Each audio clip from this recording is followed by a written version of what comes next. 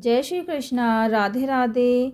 आज हम आपके लिए लेके आए हैं कहानी वर्षादायी शंख। एक समय पृथ्वी पर लगातार 12 वर्षों तक भयंकर अकाल पड़ा। अकाल के समय न कहीं नभ पर बादल दिखाई दिए और न ही धरा पर कहीं हरियाली। सभी झीलें, तालाब, नदी, नाले सूख गए।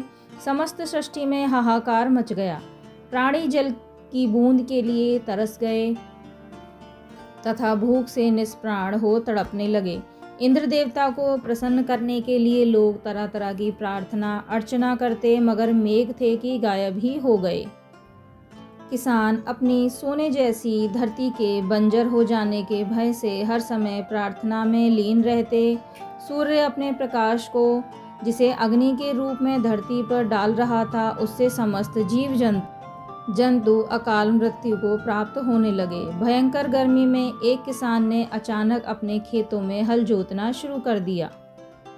संयोगवश शिव पार्वती भ्रमण करते हुए वहां आ पहुंचे। कमजोर शरीर वाले उस किसान को बंजर धरती पर हल चलाते तथा पसीने से लथपथ हुए। जब माता पार्वती ने देखा तो उनका हृदय पसीज गया।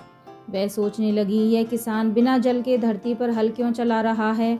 जब तक अकाल की स्थिति है, हल चलाने का कोई औचित्य नहीं होगा। इसी सोच में डूबी माता पार्वती से शिव बोले, पार्वती क्या सोच रही हो?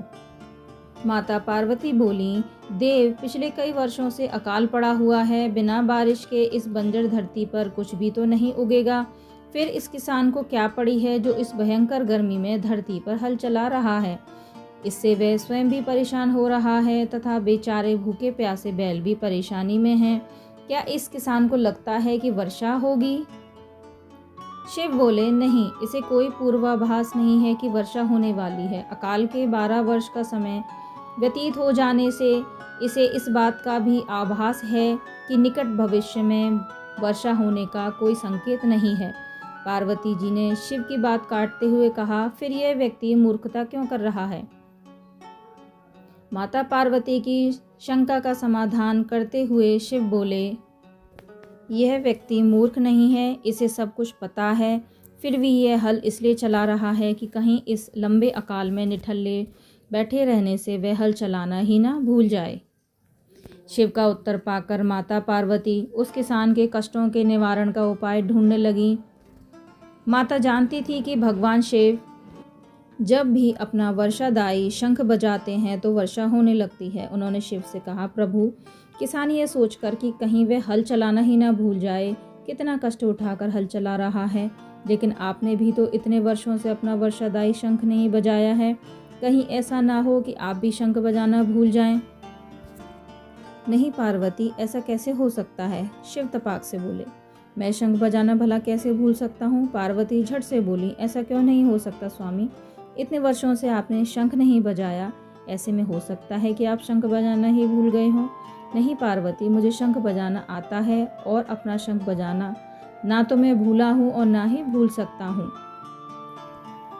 शिव ने पार्वती की शंका निवारण के प्रयास में कहा, मगर पार्वती अपनी जगह अडिग थी। कहने लगी, प्रभु, यदि ऐसा नहीं है तो एक बार आप शंख क्यों नहीं बजा कर देख लेते?